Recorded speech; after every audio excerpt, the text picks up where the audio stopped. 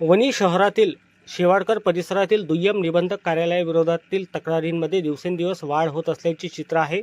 भाग 1 मध्ये उघड झालेल्या आरोपानंतर अनेक नागरिक पुढे येत असून काहींनी लेखी तक्रार करण्याची तयारी दर्शवली आहे.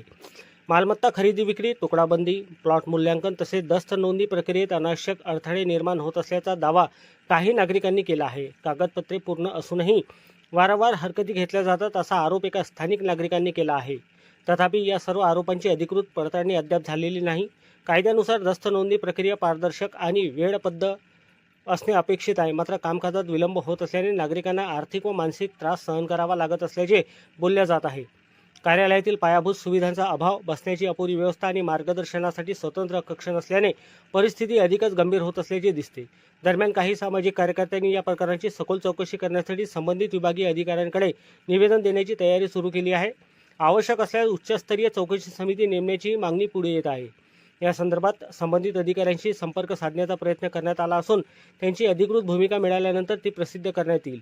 पारदर्शकता, उत्तरदायित्व आणि नागरिकांना सुलभ सेवा मिळावी हीच सर्वसामान्यांची अपेक्षा आहे.